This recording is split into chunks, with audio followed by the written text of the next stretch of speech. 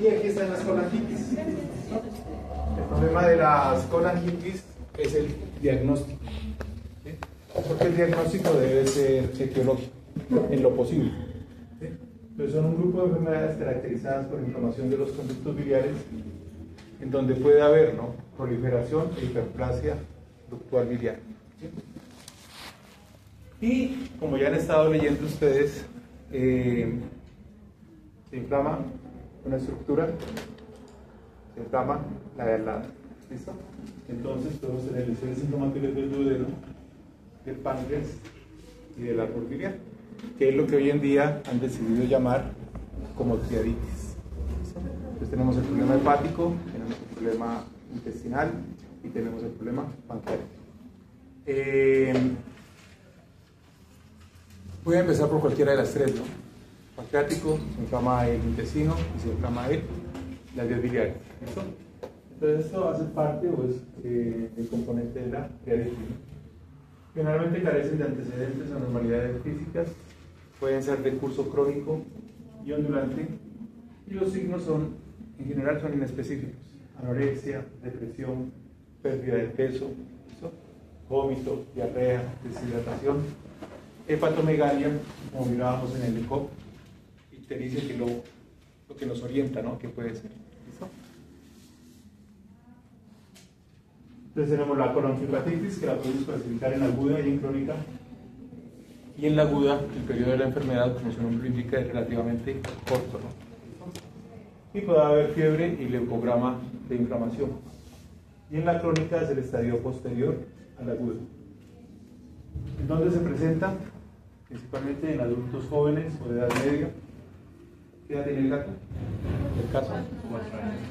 Ahí está.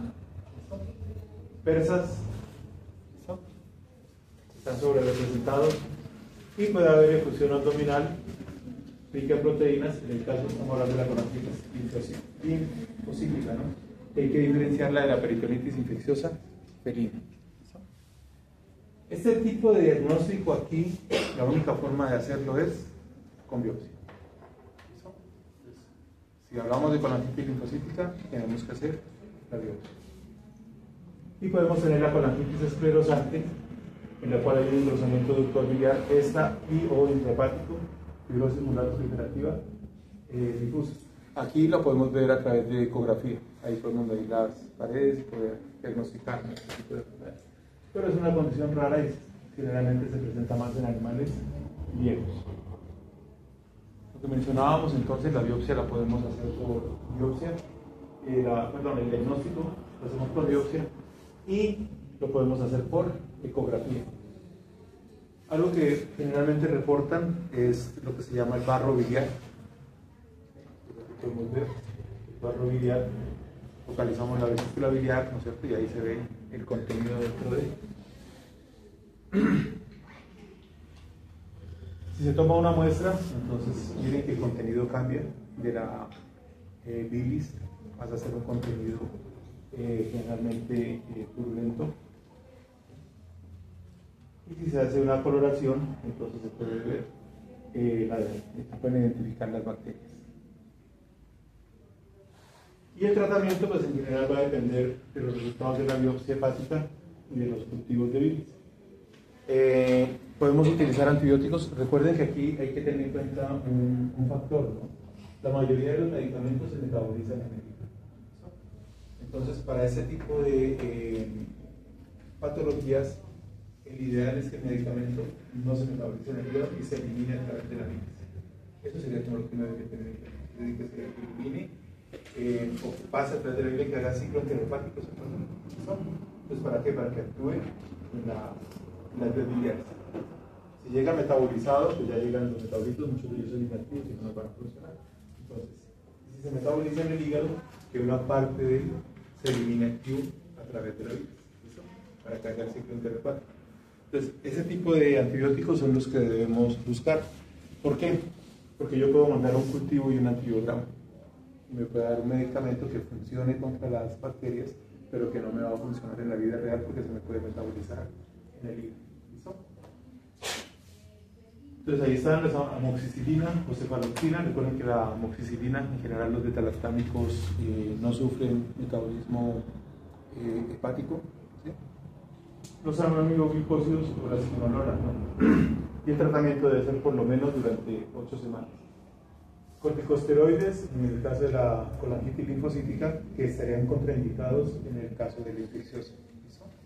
¿Sí? Y se pueden utilizar, ya ustedes ahí están mirando los coleréticos, los colagugos. La función de los coleréticos pues, es aumentar la producción de la bilis, y de los colagugos es favorecer la contracción de la vesícula biliar para que se elimine la bilis. Como estamos hablando de que aquí hay un aumento del espesor de la bilis, lo que vamos a hacer es ayudar a eliminar ese contenido que tiene, y además, como lo estamos eliminando, se van eliminando las bacterias y nos favorece más el funcionamiento de los medicamentos que estamos aplicando. ¿Qué más podemos tener? Podemos tener la obstrucción ductual biliar extrahepática, ¿sí? La cual puede ser, ¿no?, intramural o puede ser extramural. Eso puede ser por dentro o puede ser por fuera. Entonces, lesiones comprensivas extraluminales u obstructivas intraluminales. ¿Qué podemos encontrar ahí que nos pueda ocasionar este tipo de lesiones? Las neoplasias. Las neoplasias a nivel hepático que puedan estar haciendo presión sobre las vías biliares. Estrechamientos en casos de hernia diafragmática. Recuerden que ¿ustedes vieron hernia diafragmática en la cirugía?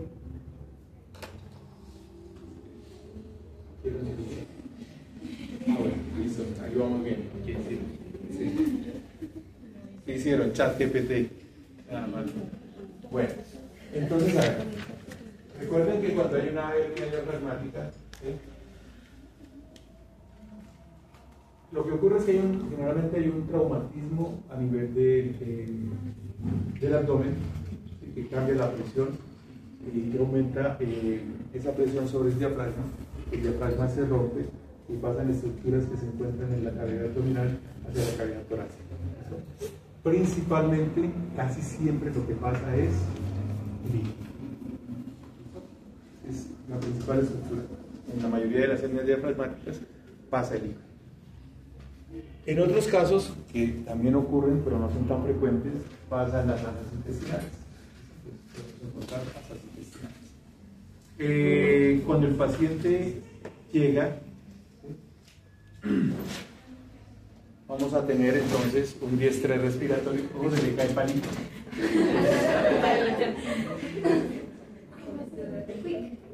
Y si no se sube, cuando uno mide menos de 1,80 es difícil.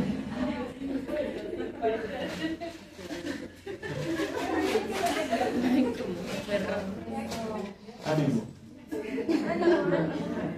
Bueno, entonces cuando uno va a auscultar, cuando uno mira al paciente, entonces cuando uno lo va a auscultar, los sonidos cardíacos generalmente no se escuchan. ¿Sí? Está aquí el hígado o están las asas intestinales, evitan que se escuchen los sonidos cardíacos. Se pueden escuchar borborismos si pasan las asas intestinales. Entonces eso le llamamos la atención, no está escuchando el área cardíaca y escucha borborismos. Y el paciente, recuerden, tiene distrés respiratorio porque se ocupa la cavidad torácica, entonces se compromete, recuerden que es costo abdominal la respiración, ¿no? Entonces se compromete el componente costal y tiene alteraciones en la respiración. Si es un cuadro agudo de hernia diafragmática, yo lo que ya les había comentado, lo que uno hace es que lo coge las patitas, ¿sí?, lo levanta y el contenido baja por gravedad, ¿sí?, y lo vuelve y lo ausculta uno. Si uno vuelve y si en ese momento no escucha corazón, indica que probablemente hay una hernia diafragmática. ¿Listo?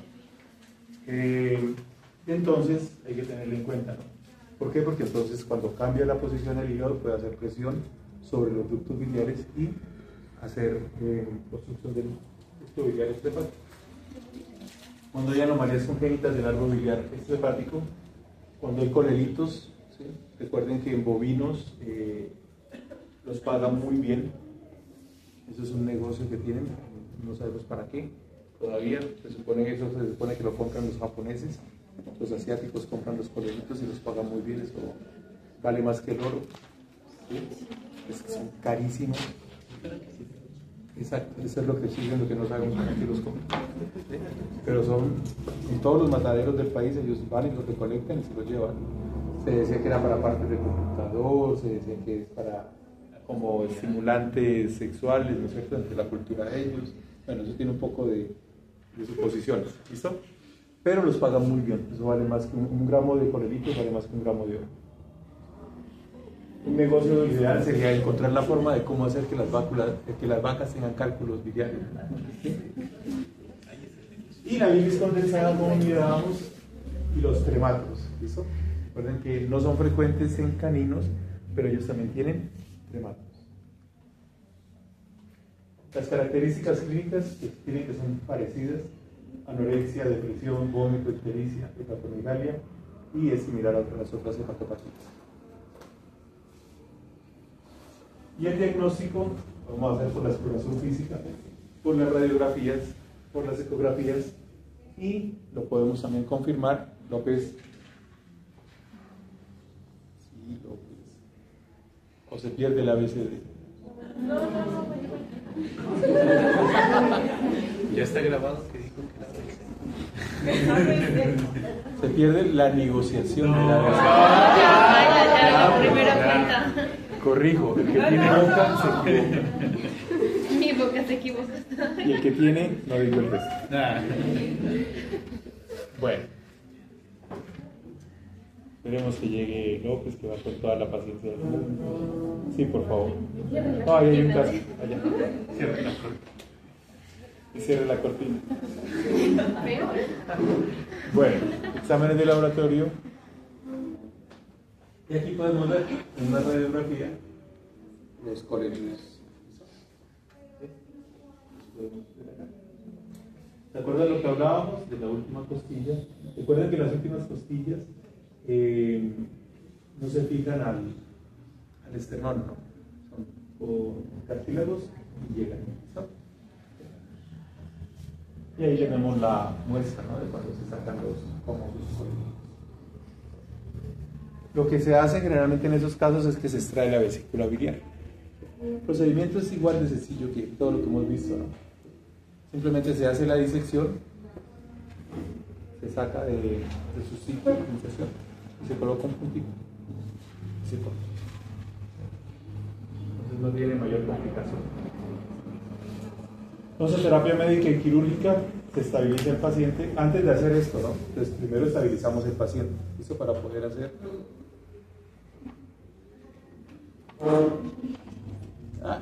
así para poder seguir hablando. Y recuerden que si se afectan el sitio, la desembocadura de los ductos, esto tanto del biliar como del pancreático, toca hacer colecistoyenostomía o colecistoduodenostomía. Entonces ahí ya les toca buscar las técnicas quirúrgicas que aparentemente son sencillas, ¿no? Toca disecar los conductos y colocarlos en otros sitios. ¿Sí? Y en caso de los trematos, ahí mencionan que se podría utilizar el tracicualtero. Bueno, terminamos las de gatos, nos vamos a las de perros. Las de perros no son tan importantes como las de gatos. En perros es más importante la enfermedad hepática crónica. ¿Listo? Y lo que se hace es un comparativo con la de los gatos. Son muy similares a la de los gatos, pero no son tan prevalentes, a diferencia de la enfermedad hepática crónica, que sí tiene su importancia, y que algunas enfermedades nos pueden llegar a la enfermedad hepática crónica. Que la presentación clínica de enfermedad hepática crónica congénita es algo paralelo a la felina. Las patologías adquiridas en los perros son más diversas y por ello la ictericia y la hepatomegalia no son tan predecibles como sucede en los gatos. Si se dieron cuenta que en la mayoría de los gatos ictericia, y uno ya se orientaba que era un problema hepático, ¿no? Acá en los perros pues tenemos varias enfermedades, podemos tener más o tenemos más enfermedades que nos pueden dar ictericia y que no puede ser un problema hepático. Estamos hablando de prehepática. y se requieren estudios más extensos y a veces seriados para alcanzar un diagnóstico exacto, ¿no? Bueno, la enfermedad hepatocelular es más común que la biliar en el perro, en el gato era al contrario, es más común la hepatocelular que la biliar. Y el síndrome clínico de la insuficiencia hepática con la función abdominal, anastomosis portosistémicas adquiridas y otras complicaciones por la hipertensión portal se observan con frecuencia en esta especie, ¿no? Entonces es más frecuente que por hipertensión portal se presenten ese tipo de alteraciones que en los gatos. Y las crónicas, lo que mencionábamos, son más prevalentes que las agudas. Dentro de las agudas que debemos tener en cuenta está la hepatitis infecciosa canina. ¿Sí? Recuerden que es ocasionada por un virus que es el CAP, el adenovirus canino CAP1, ¿sí? Y que tenemos otra variante que es el CAP2, que principalmente ocasiona problemas respiratorios, y ya lo vimos en respiratorio. El CAP1 puede ocasionar los problemas respiratorios, sí. Y además puede ocasionar problemas oculares, problemas digestivos, problemas hepáticos. Entonces es un cuadro clínico más amplio que ocasiona el virus de la hepatitis infecciosa canina. Lo que hablábamos en la clase anterior, uno cada vez ve menos cuadros agudos de hepatitis infecciosa canina que pueden estar relacionados con los planes de vacunación, ¿no? No ve tantos casos de hepatitis infecciosa canina, a diferencia, por ejemplo, de lo que ocurre con moquillo. A pesar de que se vacuna con moquillo, que ya lo habíamos hablado en otra clase, el problema con moquillo, una son las cepas de moquillo. En los estudios que se han hecho, pues parece que las cepas que hay aquí en América no son las que están en la vacuna. ¿Eso? Y lo otro es que dentro de las cepas de la enfermedad hay unas que son más neurogénicas, ¿eso? Que hay más afinidad con el sistema nervioso.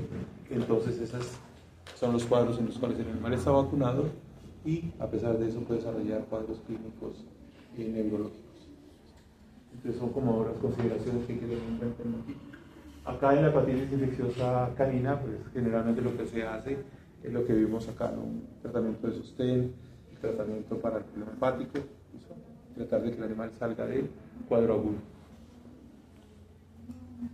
Entonces las hepatitis crónicas en el perro comprenden un espectro de patologías y comparten rasgos anamnésicos, clínicos y histológicos, ¿no? El problema de la comparación de los rasgos histológicos es que se ha tomado como referencia lo de humanos y se mira si esos rasgos histopatológicos concuerdan con los de los caninos. Esos animales pues generalmente están afectados durante semanas o meses, entonces puede haber combinaciones de anorexia, pérdida de peso, letargia, puede haber poliuria, polidipsia, ictericia, efusión abdominal, signos de encefalopatía hepática y tendencias hemorrágicas. Entonces aquí tenemos las primarias, ¿no es cierto? Hepatitis crónica, lo que habíamos hablado, las enfermedades del almacenamiento del cobre, pueden ser, ¿no? Generalmente son por alteraciones genéticas que el animal cuando recibe el cobre lo que hace normalmente llega y lo elimina. Eso, los excesos los elimina. En estos casos, por alteraciones genéticas, lo que va a hacer el animal o el nivel del hepatocito es que no lo elimina, lo empieza a acumular. Y cuando se empieza a acumular dentro del hepatocito, se alcanzan concentraciones tóxicas, se desarrolla una fibrosis. Y esas concentraciones altas de cobre empiezan a dañar los hepatocitos. Derivaciones portosistémicas congénitas, que son más frecuentes, y las hepatopatías inducidas por fármacos o toxinas, que ya también hemos hablado de algunas de ellas, y las secundarias, inducidas por esteroides, esteatosis hepática por lipidosis, congestión por insuficiencia cardíaca o por filariosis, ¿sí? Hepatopatía vascular idiopática en los Scottish Terriers, hepatitis reactiva y neoplasias metastásicas. Y las poco frecuentes o raras, enfermedades del tracto biliar, todos los tipos de infecciones hepáticas. Son más raras, ¿no? Las fístulas hepáticas, las hepatitis agudas fulminantes, los abscesos hepáticos, las neoplasias primarias. Y en las secundarias también el síndrome hepatocutáneo.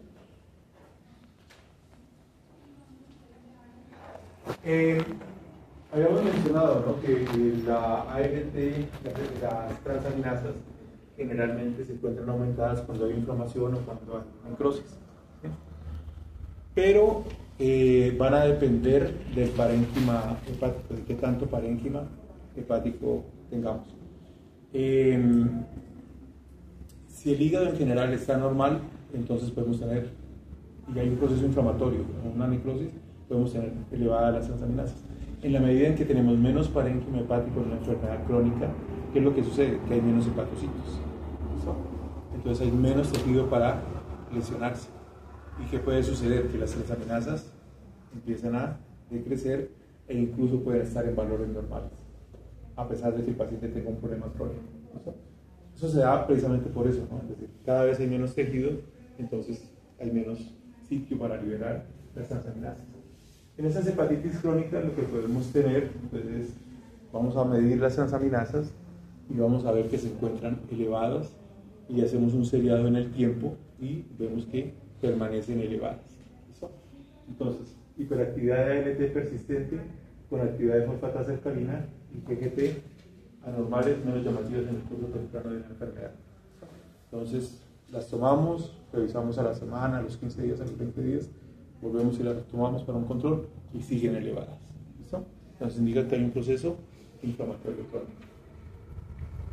Y esto va seguido por indicios de función hepatocelular múltiple en las etapas tardías. ¿Listo? Entonces, recuerden que aquí estábamos hablando, ellas nos indican inflamación o necrosis, pero después vemos si hay alteración en la función, se empiezan a alterar las funciones del hígado. Por eso mirábamos las pruebas de retención de bromosulfaleína, PSF, hipoalbuminemia. Recuerden que la hipoalbuminemia se presenta en el estadio tardío de la enfermedad, ¿sí? Y reducción del nitrógeno ureico sanguíneo, que son las alteraciones patológicas típicas.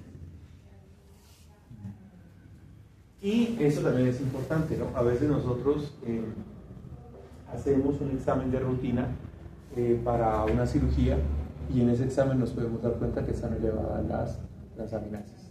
¿Eso? Indica eso, que nos toca hacer una evaluación completa del hígado y muchas veces cuando estamos haciendo esa evaluación completa del hígado nos damos cuenta que el paciente tiene una hepatitis crónica. ¿Listo? Entonces, por eso es necesario hacer los prequirúrgicos. Si no hacemos prequirúrgicos, si el animal no necesita prequirúrgicos durante su vida, una cirugía, ¿sí? ¿A cuántos de ustedes aquí les han hecho una cirugía de tórax y hayan necesitado prequirúrgicos? ¿Sí? ¿Cuántos levanten la mano? 1, 2, 3, 4. Entonces no es tan frecuente, ¿no? ¿Sí? Todavía no me han operado, ¿sí? Entonces no me han hecho prequirúrgicos, no me han detectado todavía el cáncer hepático, entonces estamos tranquilos. Recuerden que a uno lo mata es el estrés, ¿no? ¿Sí? Cuando dice, está enfermo, voy a morir, se muere uno. Entonces, mientras uno no sabe, no hay problema, ¿no? Bueno. Entonces, en vista de eso, de que, como se dan cuenta, la mayoría de nuestros pacientes no van a llegar a un proceso quirúrgico, ¿qué vamos a hacer? Que ya lo hemos hablado en otras ocasiones. Cuando el animal llegue a los 7 años, ¿qué tenemos que hacer? Si no está castrado, castrar. Esto medicina preventiva. Y empezamos un panel de exámenes de laboratorio de manera preventiva. ¿Listo?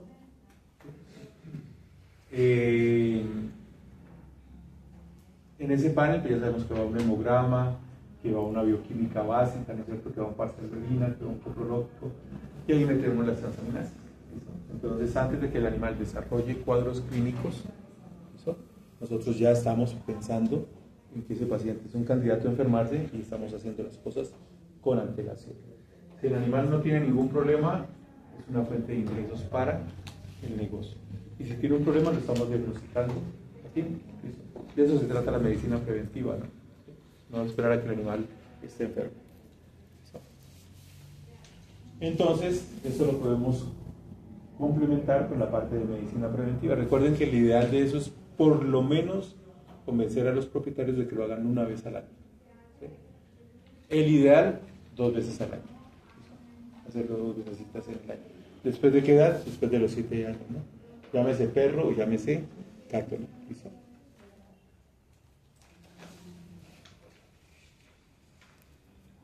Bueno, entonces lo que hablábamos, puede que las enzimas hepáticas no estén elevadas en la medida en que se va dañando el parénquima hepático, entonces se pueden denominar así las cosas. Pero en estos casos podemos encontrar otros signos de enfermedad hepática. Y en estos casos, si queremos llegar a un diagnóstico, es fundamental hacer la biopsia hepática para saber qué tipo de hepatopatía tiene el paciente. ¿Listo? Entonces vemos los signos, miramos por ecografía, miramos por laboratorio, nos indican que el animal tiene una hepatitis crónica. Si queremos saber exactamente cuál es, nos toca biopsia. ¿Listo? Para poder determinar cuál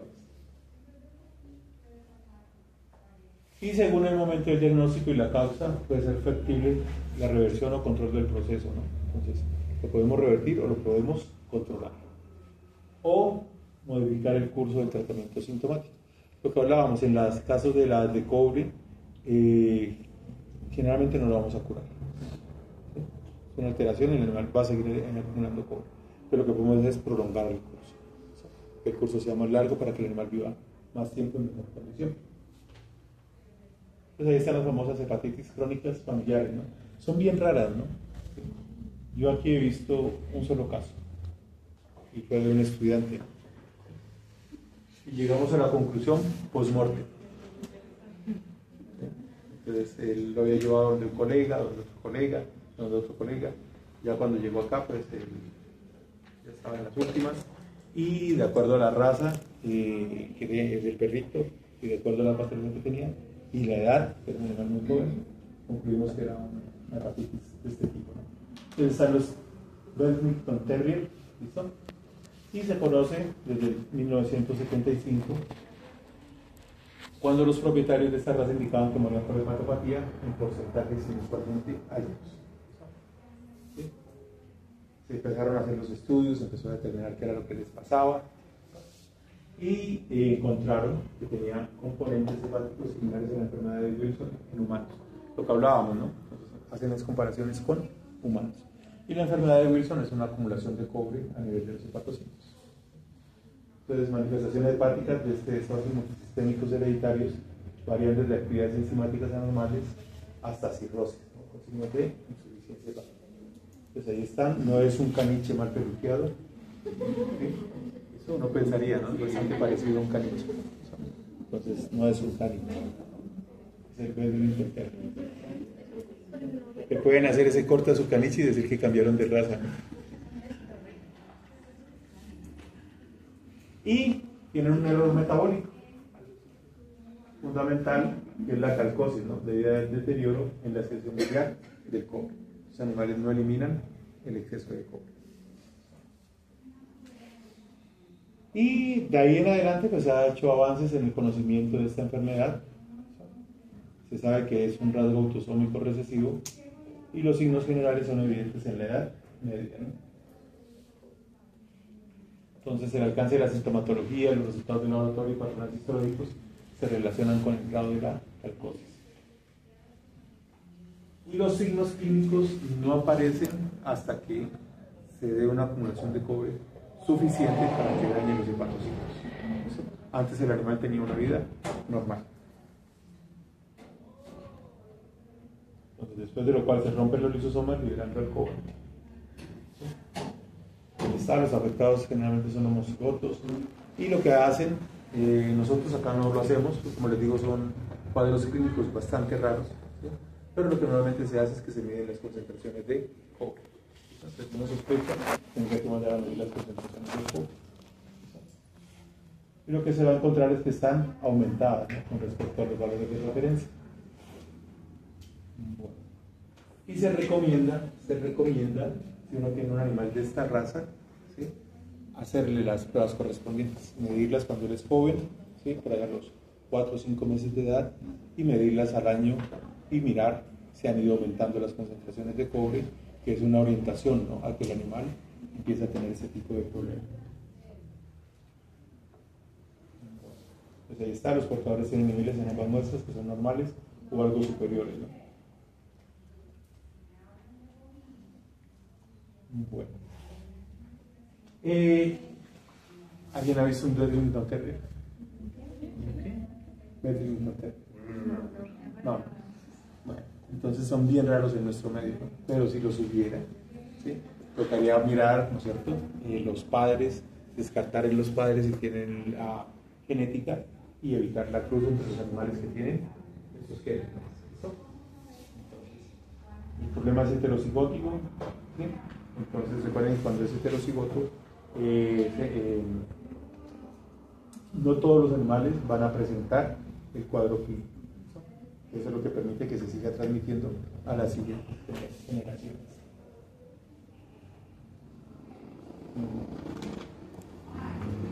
También sucede en otras razas, ¿listo? Como el West Highland White Terrier, conocidos como los Westie, los Doberman y posiblemente los Skye Terrier.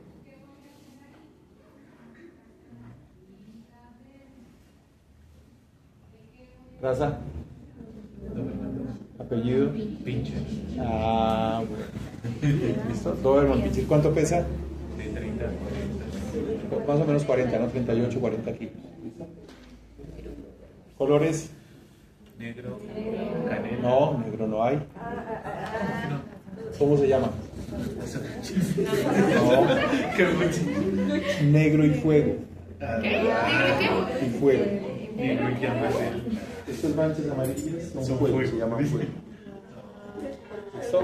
Negro y fuego. negro y fuego. ¿Cuál otro? Canela y canela, café. Canela en fuego. Canela poco. No. Cervuno. Bronceadito. Pocos. ¿Y el otro? Fogoso. ¿El gris cómo se llama? Gris. Azul. Y este se diagnosticó después, miren que primero se diagnosticó en los Breaking Terrier. ¿Cómo? En el 82, ¿no?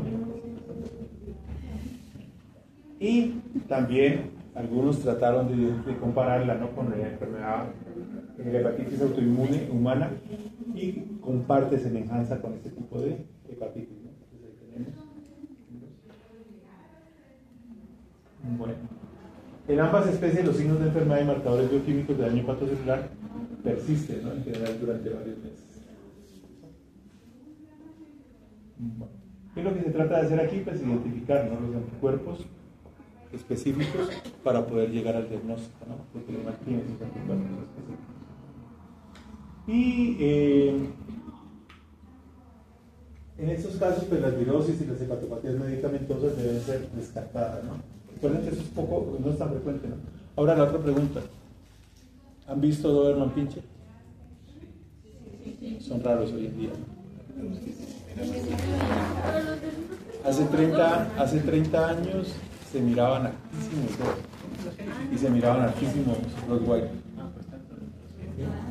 Ha ido disminuyendo la población, ¿no? Hay una tendencia a disminuir la población de las razas grandes, ¿no? Principalmente por costos. Yo fui uno de los primeros que descarté los Pitbull de 50 kilos y lo cambié por un Boston Terrier, ¿no? De 40. De 8. Entonces es 5 veces menos en comida, ¿no? Entonces no, se alivia bastante eso. En algunos pacientes no se encuentra una etiología. Y crecimiento brevemente iniciador, las reacciones inmunomediadas son dirigidas hacia los hepatocitos alterados, lo cual puede promover una injuria autoperpetual. Este es un problema, ¿no? Este es un problema que no solamente tenemos con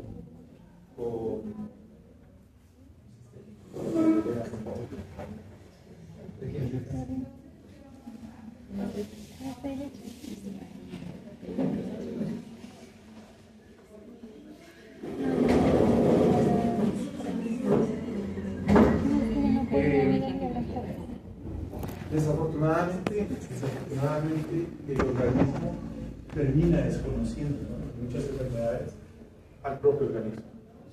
Ya lo vimos en la tiroides, la tiroiditis linfocítica, ¿no es cierto? Autoinmune, ¿listo?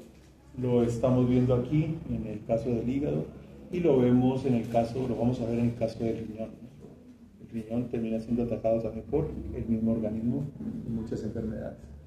Entonces eso nos va a complicar, ¿no? En el caso, por ejemplo, del lupus también, son enfermedades autoinmunes. Entonces, complicado, ¿no? El propio organismo nos desconoce.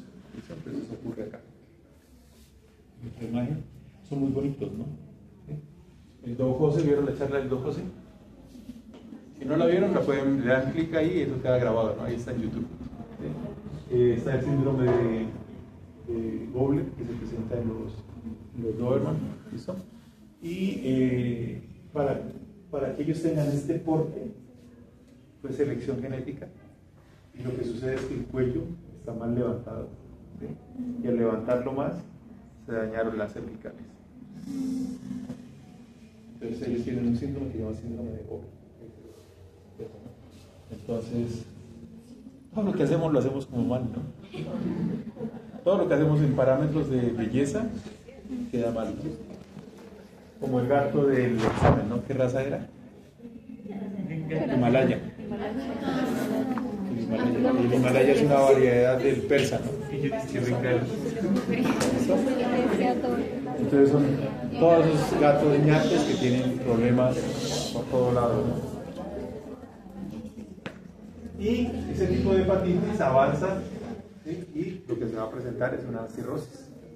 Se va destruyendo el tejido y se va presentando cirrosis. Bueno. ¿Qué se hace? Pues entonces se hace la histopatología y se trata de verificar, ¿no es cierto?, qué es este tipo de enfermedad.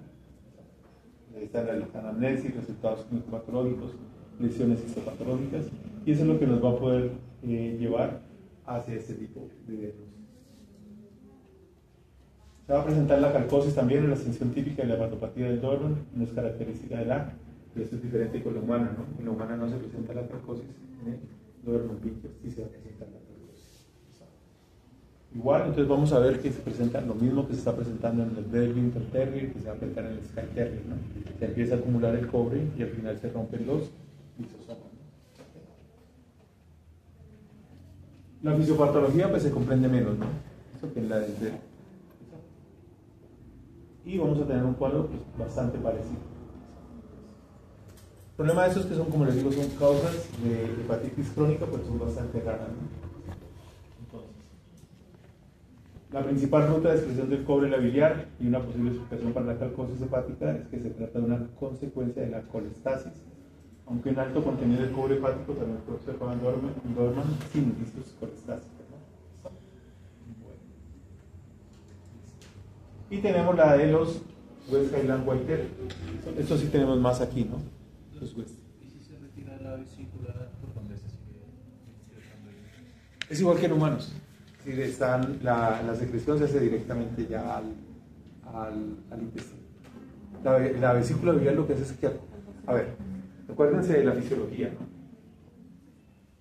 La vesícula biliar, ¿no es cierto?, guarda la bilis, ¿no es cierto?, y cuando se produce el estímulo, cuando uno huele la comida o cuando llegan los horarios del almuerzo, ¿no es cierto?, se contrae. Y va hacia el intestino y eso es lo que hace que uno tenga más hambre. Entonces uno come y ella ya va a empezar a cumplir su función. Cuando se retira la vesícula biliar, entonces no tenemos esa parte donde se va a guardar la bilis, ¿sí? Sino que va a estar directamente hacia el intestino. Por eso las personas entonces recomiendan comer con mayor frecuencia. ¿Listo? ¿Por qué? Porque ya no va a llegar esa cantidad que normalmente llegaba para la digestión y generalmente al principio les retiran las comidas grasas, ¿no? Porque como la cantidad es menor, entonces va a haber problemas en la digestión de las comidas grasas. Es decir, la cantidad que va al intestino es la misma, pero está yendo permanentemente, no ven los horarios cuando uno come. ¿Listo? Sino que está permanentemente llegando.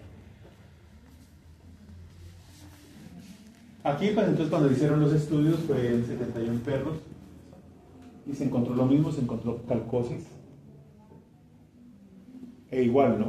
Entonces el contenido del cobre hepático no incrementa de un modo progresivo con la edad, pero el motivo para la calcosis variables en los avispados no es comprendido. Aquí están los West. Si los vemos, sí, ya hay más de estos aquí en esta zona. ¿Sí? Estos son los del whisky. Es un Scottish Terrier y un West Highland Terrier, ¿no? En el que está el negro y el blanco, ¿no? ¿Quién los han visto? El Black and los que beben sí saben, Black and White. Es blanco y negro, ¿no? Entonces está el resto y está el y si nos damos cuenta, pues lo que va a ocurrir es similar, ¿no? ¿Sí? Es similar a los Doberman enfermos, pero inferior a los de los Bélgicos, ¿no?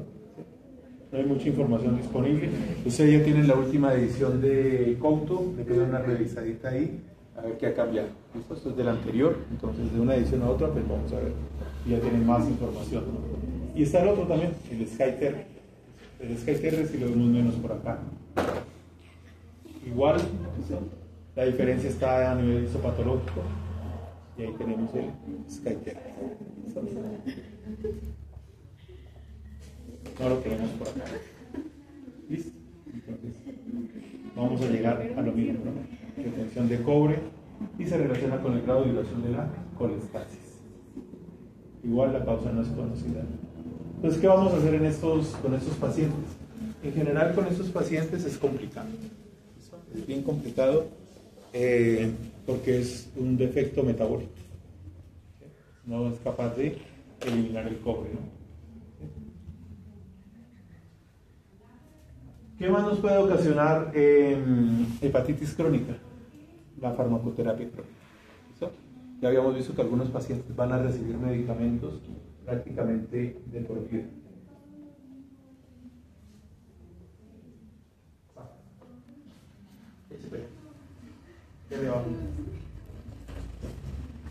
Estoy viendo a Arciniegas también que quiere pasar acá adelante.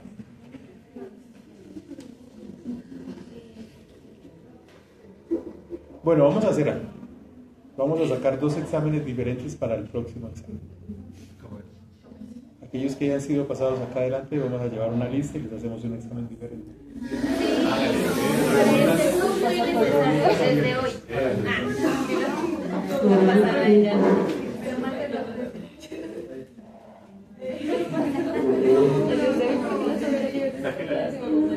Y Ortiz está aburrida de las preguntas a veces de... Bueno.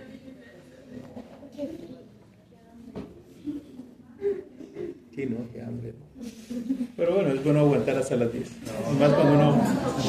Una comida con almuerzo.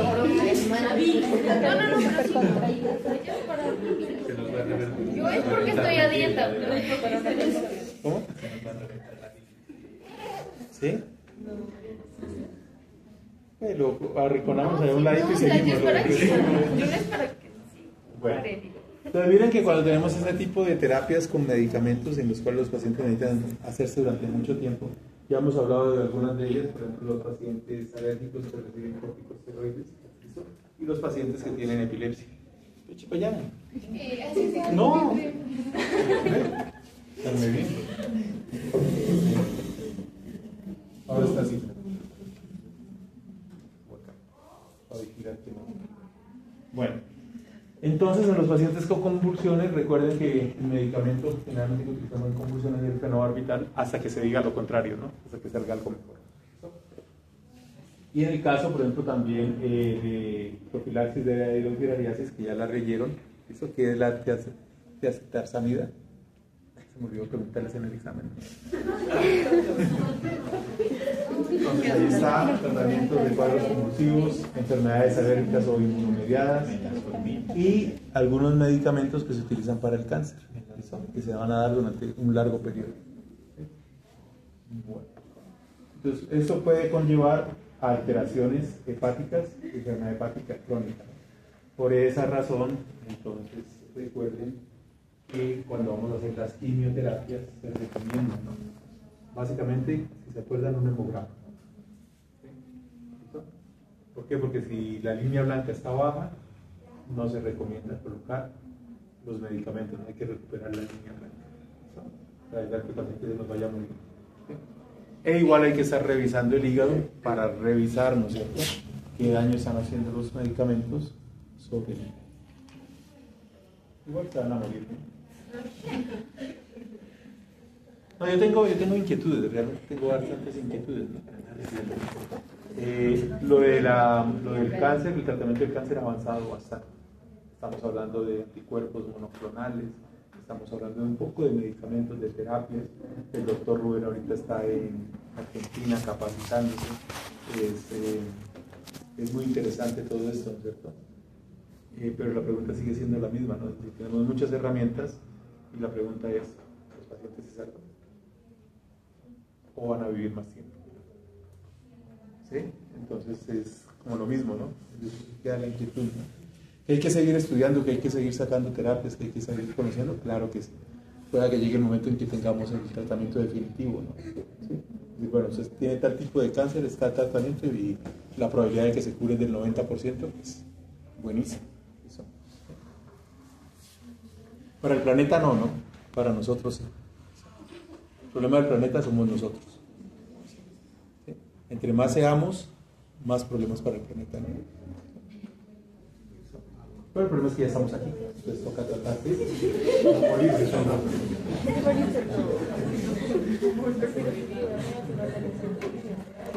Bueno, entonces, excepto por la hepatopatía esteroide, las lesiones histológicas hepáticas en los perros con hepatotoxicidad medicamentosa no son claras.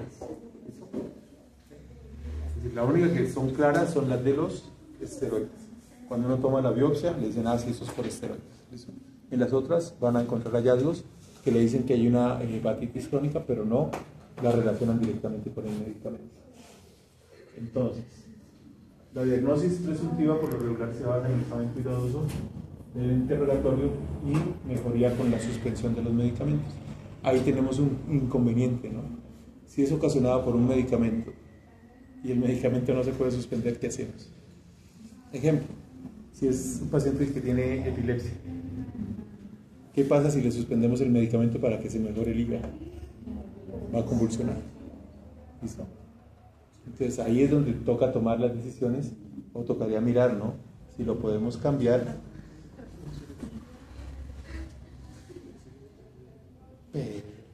Que tienen hambre, que tienen sueño, pero para chatear están bien atentos, ¿no? Bueno. ¿Listo? Entonces en esos casos...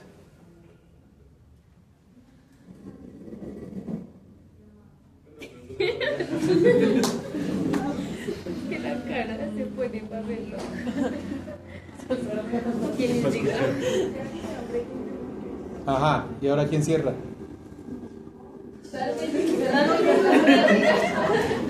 Bueno.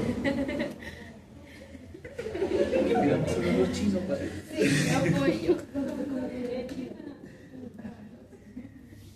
El trauma sea desde chiquitos. Sí. Que diga. Bueno, entonces lo que hablábamos, ¿no? Este método sería razonable solo para fármacos que no tienen sustitutos, lo que estamos hablando. Si el paciente no le puedo yo quitar la medicación, ¿qué hago? ¿Sí? Sí. Y el tratamiento para la que es originada, ¿no es cierto?, por medicamentos es directo, generalmente es eso, ¿no? Parte del tratamiento es quitar el medicamento. Si lo quitamos, entonces uno esperaría, ¿no es cierto?, que los signos y los resultados del laboratorio deberían mejorar al poco tiempo de quitar el medicamento. Y si no hay una resolución completa, entonces nos vamos a la biopsia, ¿no es cierto? Vamos a ver si tiene otro problema, si ya se complicó con más cosas. Ahí está lo que habíamos hablado, la profilaxis de hidrofilaria, que ya la saben ustedes. Entonces eso es como en fármacos, ya lo vimos. ¿Sí? Y lo acabaron de estudiar para este examen. Entonces esto ya, ¿sí? Los anticonvulsivos que ya hablamos, ¿no es cierto? ¿Sí? El problema de ellos, y eso ya lo mencionamos, ¿no? También, ¿no? Que generalmente van a producir unos aumentos, esto ténganlo en cuenta, ¿no? Es cuántas veces se incrementan, ¿sí?, las enzimas hepáticas. Entonces la fosfatasa alcalina 5 a 8 veces, la ALT 2 a 3 veces, ¿no? Y son medicados con anticonvulsivos, eso es lo que va a ocurrir. Pero igual acá el problema grave aquí es ¿qué hacemos, no? ¿Lo quitamos o no lo quitamos? La activación de la GGT por lo regular es normal, excepto en perros con daño hepático. Y... bueno, dejamos ahí.